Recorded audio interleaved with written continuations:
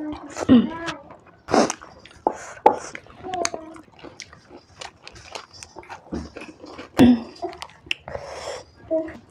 ma'am simu Anjali Chakong channel da ma'am amuka hana taram nokchaba galo ne kokno na khoromjari adu ma'am sidi mimi singju chadoine imana bisi bani ko ado hanba budain opam hale adu imana bi haire dadi chaba hawjala age khoi matam lawta bida ta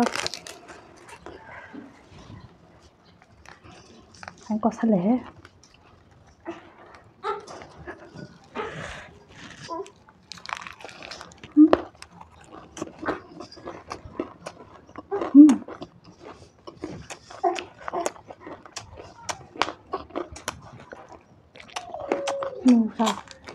sao đẹp hoa mùa lộc làm tròn này thôi nè mùa lộc khai quạ này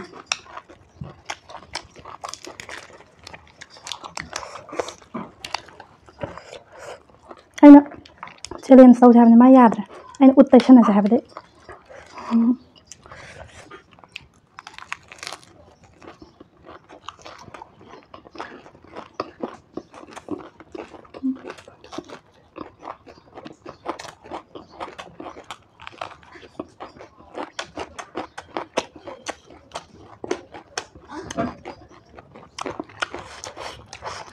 Đúng rồi.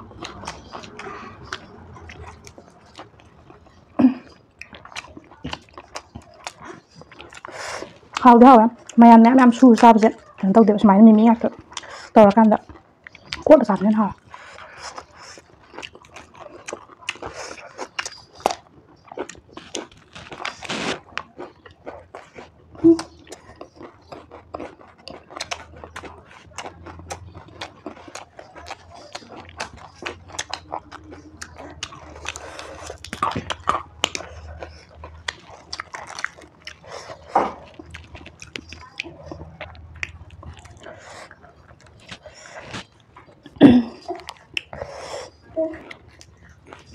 Chili sốt với cái tăng xin tắc cái đời vào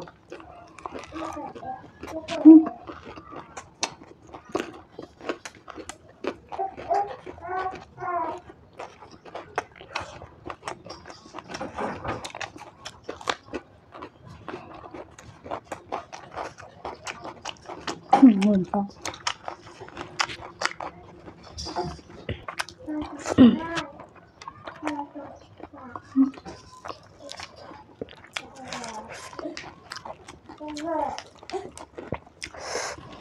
Mari masage video nam da bayan taba sabu sa da hang dam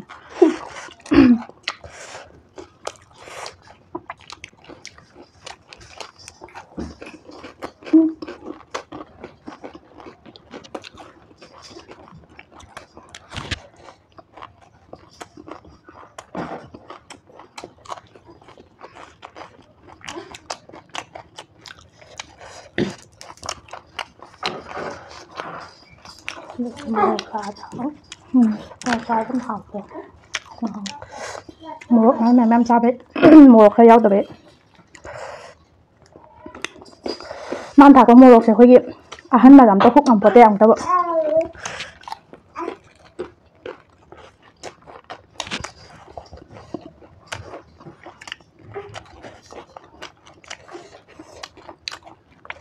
Kapita cái mùa lọ này này nữa một sạp đấy chả được tôi thầu này nữa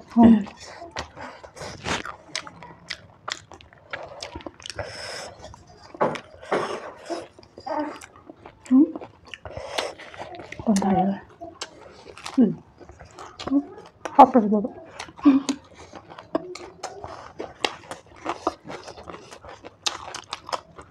bây giờ luôn cái đó mà này ta lạ vậy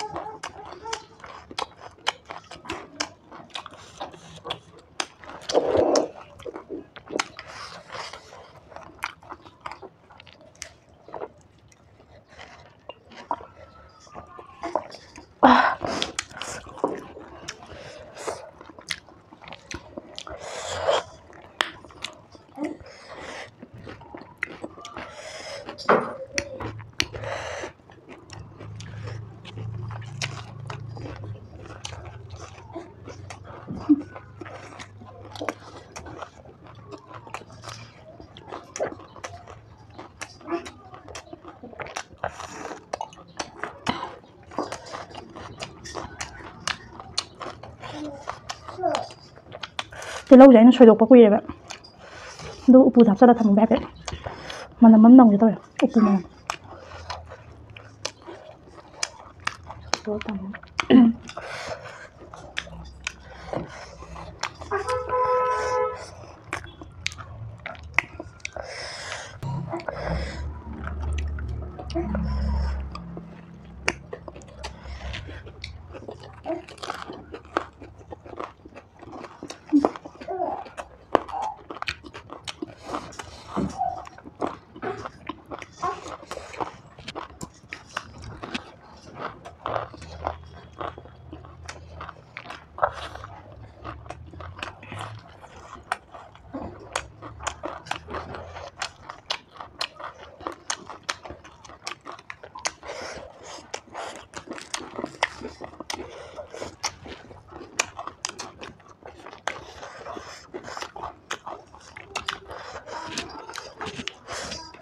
Kok nang selawa mahal lah.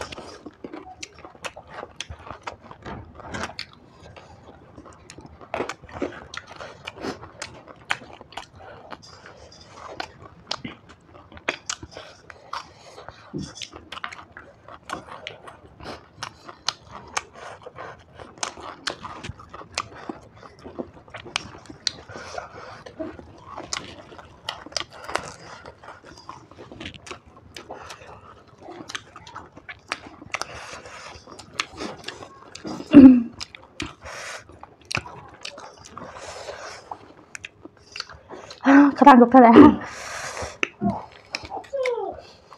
Manggan yang lupa sekali.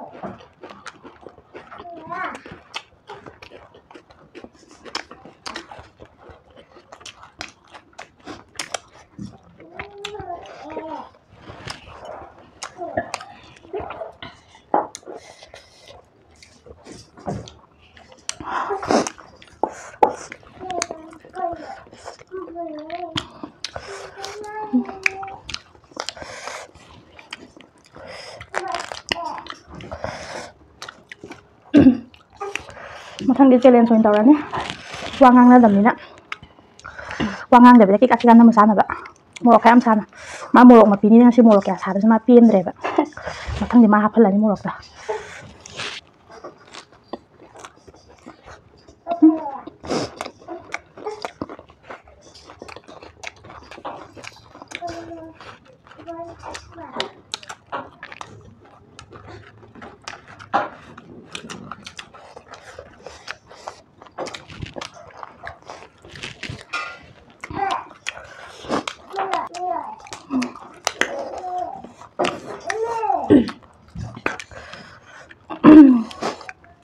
last part udah lagi ya nangap selalu na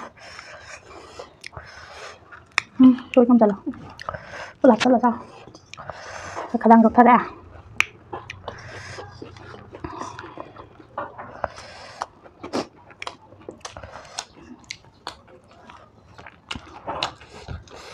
mặn không